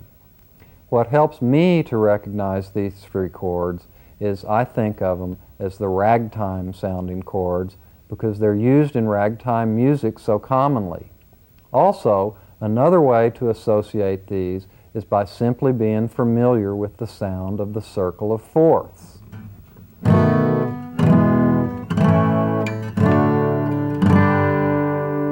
That's a very recognizable trademark sound. The circle of fourths really has that ragtime gear-shifting kind of a feeling to it. But the main way I want you to keep them organized in your head is to remember that these are simply our 3 secondary chords changed from minor to major. So for memory purposes, we'll call these the intermediate chords. Let's look at our groupings of chords in the order of how often they're used in songs. Primary, 1, 4, 5. Secondary, 2 minor, 3 minor, 6 minor. Intermediate, 2 major, 3 major, 6 major. So that's primary, secondary, intermediate. On the piano, it's really easiest to see how these look in the key of C. Primary, 1, 4, 5. Secondary, 2 minor, 3 minor, and 6 minor. And then intermediate, 2 major, 3 major, and 6 major. On piano, it's really easiest to see how they look in the key of C because there are no sharps or flats. So when we add the black keys on these intermediate chords, they really stand out. Now, what we just went through is the real framework structural foundation. The other chords that we've discussed, diminished, augmented, 7ths, 9ths, 11ths, 13ths, and 6ths, and suspensions, are all treatments, ornaments, and trimmings. Now let's go on farther to chords that we haven't covered yet. So you could ask me before we start, are we going on now to more framework chords or more ornamental chords? The answer is framework chords, but much less common framework chords. I'd actually like for you to be able to guess what these chords would be, and I'll give you a hint. The primary, secondary, and intermediate chords were created off of the notes of the major scale. Hold on now, don't answer too soon, because the minor scale had all the same notes as the major scale, only it started and ended at different points. So take some time and think again. Okay, if you guessed the chromatic scale, you were right. There are 12 notes in the chromatic scale and 7 notes in the major scale, so that leaves 5 notes that we could create a framework chord out of. So on the piano, it's easy to see that the notes I'm referring to are simply the 5 black keys. What else? They're all that's left. So could you take the formula for a major or minor chord and create these chords? You should be able to by now. Just for fun and to get them organized in our heads, let's name these the rare chords. Very few songs use these chords, but if you run into one, at least you'll be aware that they exist. And as a matter of fact, there is one of these rare chords in particular that's not so rare. It's the chord that's created from the flatted 7th tone of the scale. Over yonder stands little Maggie, a dram glass in her hand, drinking away her troubles while courting another man. As you can see, it's kind of got a bluesy mood to it because it's created from the most common of all blues notes, the flatted 7th. So this chord is the most widely used of the rare chords, and the rest really drop off from there. So let's review chords one last time. We have the framework chords, primary, secondary, intermediate, and rare. Then we have the ornamental chords that we use to flavor up the framework chords. So you got your basic food, and then you got your spices to really make the food tasty. To review, let's rank the commonness of each individual chord in order. 1, 5, 4, 5, 7, 1, 7, 5 of 5, relative minor, flatted 7th, 2 minor, 6 major, 3 minor, and last 3 major. This ranking is slightly debatable, but I thought it would be useful to your education to put them in a somewhat logical order. In other words, the first chord you could expect to see most often, and the last chord you could expect to see least often. So we've been talking about structure, but not about arrangement. Well, we all know that songs have a verse, and some have a chorus, and others have a bridge. Have you ever heard anyone refer to the middle 8? Okay, each of these sections is a little song within the main song. The chord progression and the melody to the chorus, middle 8, or bridge would be different than the verse, and musicians refer to letters of the alphabet rather than these names sometimes. For example, if a song was arranged in the order of verse-verse, chorus-verse, you could call it AABA. This would be another secret of the Nashville numbering system, or another way to communicate the arrangement of a song to the people you're playing with. Now we're going to talk about inversions and voicings. We've learned earlier that if you play C, E, and G at the same time, you get a C chord. But no matter what order you put it in, if you play those 3 notes together, you got yourself a C chord. So here's the C chord, C, E, G. Now if we drop the C and play a high C, we have E, G, C. And if we drop the E and play a high E, we have G, C, E. So if we play C, E, G, E, G, C, or G, C, E, any combination anywhere on your instrument, it's still a C chord, even if we skip a note and go on to the next one and get it all spread out, it's still a C chord. When we leave open spaces like this, C, G, C, E, there's actually an E note left in the middle there. This is called open position. But when we play each note of the chord with no empty spaces in between, it's called closed position or close position. When you strum a C chord on guitar, you're playing 6 strings, but each string is either C, E, or G because there are only 3 notes in a C chord, but 6 strings on the guitar. So some of the notes are octaves or repeats of the same notes. This is C, E, G, C, E.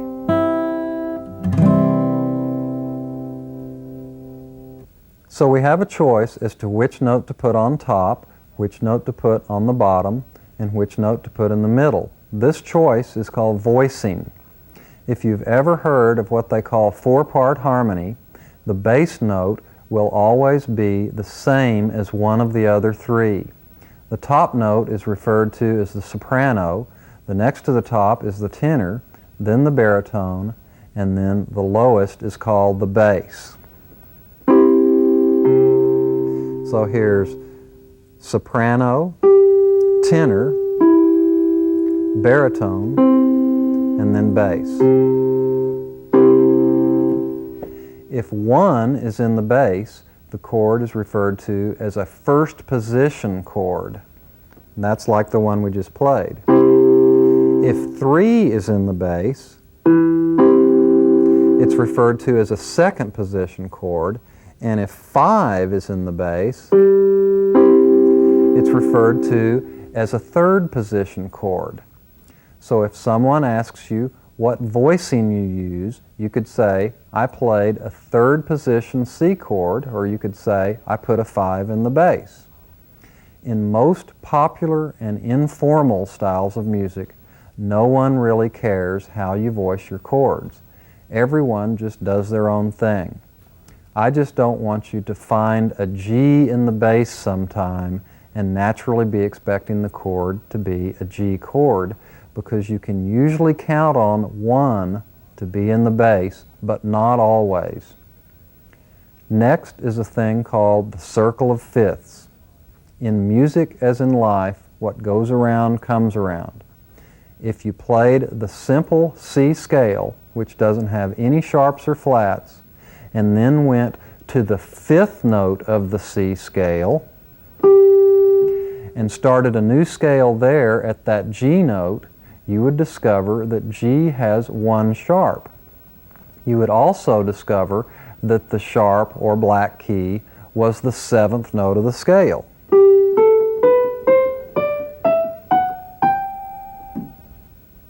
Then, if you went to the 5 note of that scale and started another scale, you would discover that it had the same sharp note from the G scale, and it added another sharp, which also happened to be the 7th note of that scale. And if you kept following this formula, you would discover that each new scale would add 1 more sharp, and each new sharp would be the 7th degree of each new scale until you ran out of sharps to add, which would put you back to C again. In other words, you would have gone full circle, so to speak.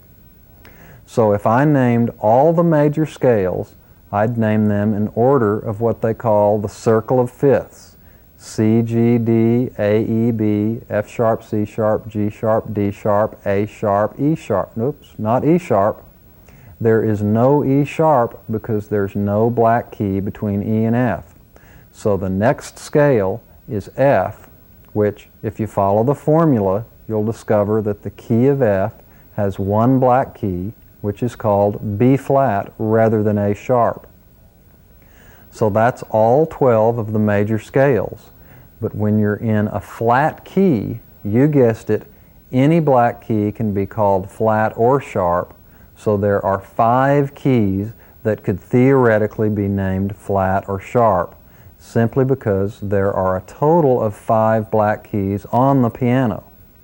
So to avoid confusion, to play the F sharp scale on the piano is to play the same notes as the G flat scale, but it can have either name. So if you play by ear rather than by reading sheet music, it won't really matter whether they call it F sharp or G flat, and it won't be necessary to memorize how many sharps are in each key. Now that we've been through the circle of fifths, don't worry. many a great musician has never even heard of the circle of fifths.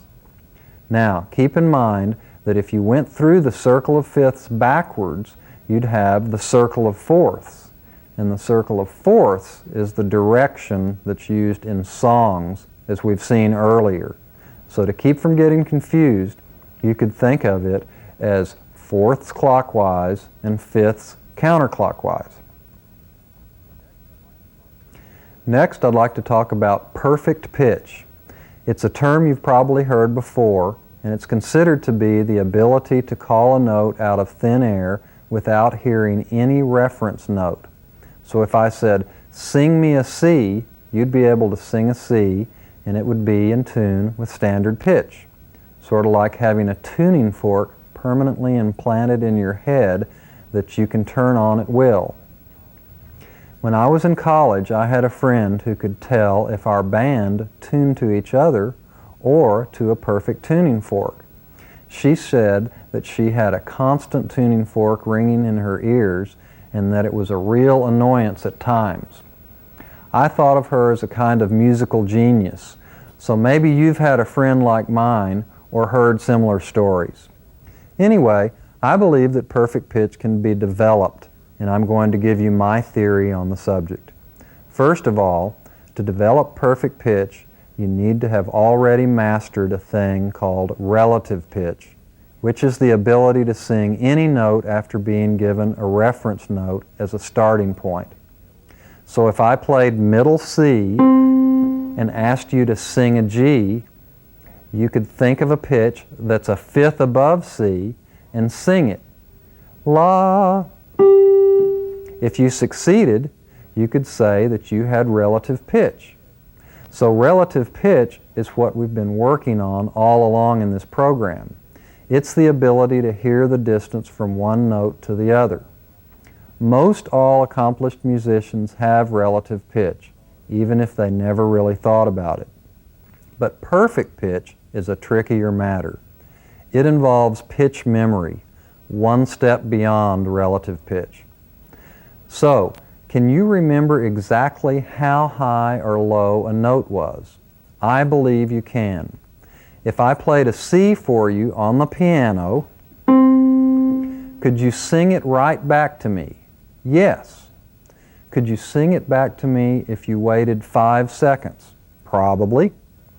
How about after 10 seconds? Maybe, but your memory might have drifted a little sharp or flat. So could you sing it back to me if you didn't hear it again till the next day? Probably not. By then, you would have forgotten and your memory wouldn't have a clue. So here's a few things that might take you in the direction of developing perfect pitch. Number one, what is the most familiar recording in your collection? Mine's A Day in the Life by the Beatles. When that record came out in the summer of '67, I must have listened to it 1,000,000 times. This recording ends on an E major chord, and the last chord lingers for a very long time. In fact, they kept turning the tape recorder up louder as the chord started to decay so that it would linger as long as possible. So that long continuous note was really well suited for me to develop my pitch memory. But anyway, whenever I close my eyes and think of that last note from A Day in a Life, the memory of that pitch comes back to me almost perfectly every time. Bomb. Another thing that helped was the low E happened to be right at the bottom of my vocal range. So I kind of know if I sing the lowest note that I can, it'll be the low E, which is the 6th string of the guitar. I've talked to other friends who've told me similar stories about really keying in on other songs that just really stick in their minds. Okay, number two, if you close your eyes and picture your mother's face, you'll probably be able to see every detail vividly. Her eyes, nose, mouth, cheeks, chin, hair, just as well as if she was right in the room in front of you, even if you haven't seen her in some time. But if you think of someone you met last week, you might not be able to remember what they looked like at all simply because you haven't seen them often enough to really get their appearance burned into your memory. So you can remember things you've seen, you can remember things you've heard, you can recognize your friend's voice on the phone when they call and they don't even bother to tell you who it is. So why can't you memorize the highness or lowness of frequencies? Number 3, anything or any pitch that you hear on a regular basis, if you hear it often enough, you can remember it. If you walk into a room and declare that you're going to sing a G and someone checks you on their instrument, if you were right or close, that person is going to be a believer that you have the gift of perfect pitch. If you fail, you simply aren't familiar enough with that pitch to produce it from memory. Some people simply spend so much time with their instruments that there's always a note that stays fresh in their memory. Anyway, if you care to experiment for fun, you may discover that it was a valuable experience, and it'll probably help your overall ear training no matter how far you get with it. Okay, this concludes the program. Although it might not be real obvious on the surface, this program is practically an endless resource of musical exercises that you can tap into if you choose. There were 24 songs, 12 keys, and I don't know how many lessons. So if you exploited all of the possibilities, you would have 24 songs times 12 keys times whatever lessons, and that would total thousands. So use what's here or apply these exercises to your own favorites. Remember, the bottom line is to have fun. I hope you've enjoyed it, and I really hope it'll help all your musical involvements make a little more sense. You have 3 things under your belt now: ear, knowledge, and vocabulary. Your ear is familiar with scales, arpeggios, intervals, melodies, chords, and progressions. Your mind is full of formulas, patterns, rules, and structures, and your vocabulary is filled with terms and concepts that will allow you to speak and communicate your ideas and questions to people you play music with. So from this point on, it's time to take on projects, learn new songs, experiment with concepts, and get together with people. But it's going to be very different now. Now you know what to listen for, so you'll hear music in a completely different way. You now have the ear of a musician. Remember, feed a man a fish, you've fed him for a day. Teach a man to fish, you've fed him for a lifetime. You haven't learned a single song in this program. Instead, you've learned all the songs that were ever written. The follow-up to this program is called How to Figure Out Licks Off of Records. So when you're ready to take your ear training to that next step, you might want to check it out. Good luck, thanks for tuning in, and in the immortal words of George Martin, all you need is ears.